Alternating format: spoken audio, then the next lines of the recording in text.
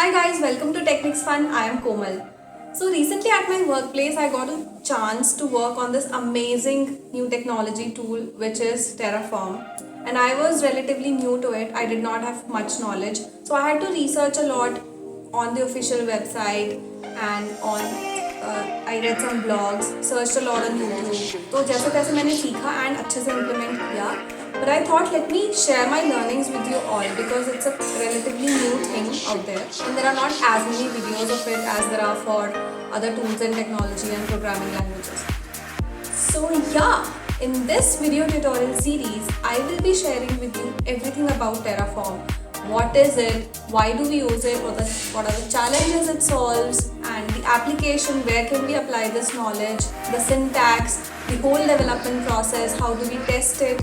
Everything, basically everything. So if you want to learn this amazing new tool, please bear with me and go through this whole series.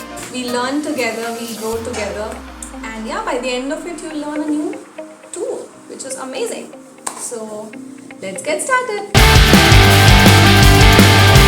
Also, if you're new to the channel, we put on amazing new videos every weekend, so please subscribe to our channel, watch all our videos, show us all the love. We definitely need it. You'll also benefit from it, we'll also benefit from it, so let's grow together. Thank you. So we have divided this whole video series into multiple videos. Every video will have one topic जिससे आपके लिए भी पढ़ना और समझना easy होगा. So this is the first video of the series, and in this video I will be explaining the challenges that we had with the previous technologies. Why was there ever a need for this new tool to be discovered? And basically, yeah, the why of Terraform. So that's very necessary to know, right? To learn a new thing. Why are we learning it? So let's learn about it. Terraform is one of the most popular tools for infrastructure as code. Through this series, we will take you from zero to hero of Terraform concepts. Let's start with how application delivery works in a traditional infrastructure model. Let us consider an organization that wants to roll out a new application. The business comes up with the requirements for the application. The business analyst then gathers the needs from the business, analyzes it, and converts it into a set of high-level technical requirements. This is then passed on to a solution architect. The solution architect then designs the architecture to be followed for the deployment of this application. This would typically include the infrastructure considerations such as the count of front-end servers, back-end servers, databases, load balancers, etc. Following the traditional infrastructure model, this would have to be deployed in the organization's on-premise environment, which would mean making use of the assets in the data center. If additional hardware is needed, they would have to be ordered via the procurement team. This team will put in a new hardware request with the vendors.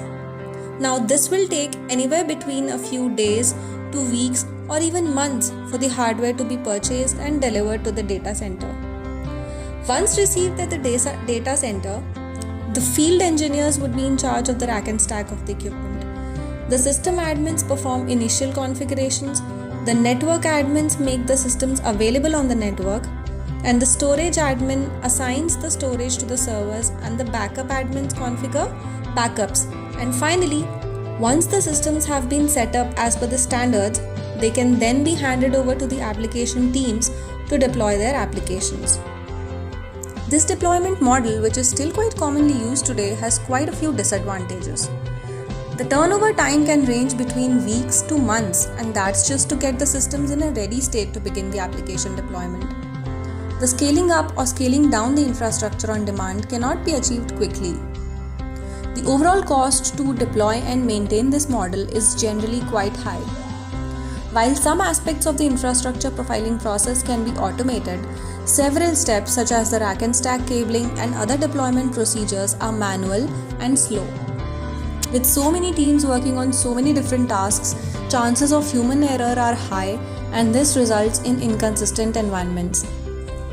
Another major disadvantage of using this model is the underutilization of the compute resources. The infrastructure sizing activity is generally carried out well in advance, and the servers are sized considering the peak utilization. The inability to scale up or down easily means that most of these resources would not be used during the off-peak hours.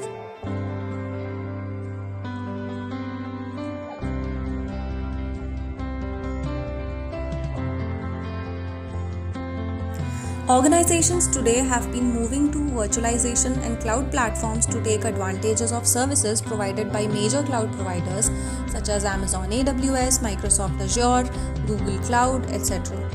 By moving to cloud, the time to spin up the infrastructure and the time to market for applications are significantly reduced.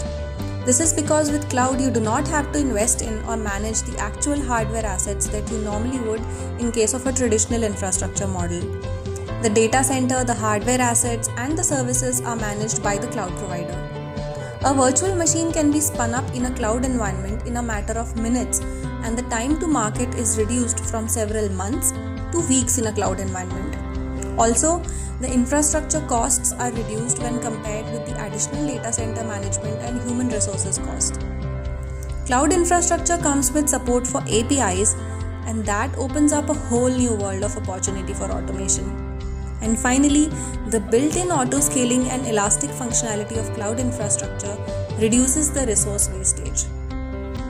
With virtualization and cloud, you could now provision infrastructure with just a few clicks.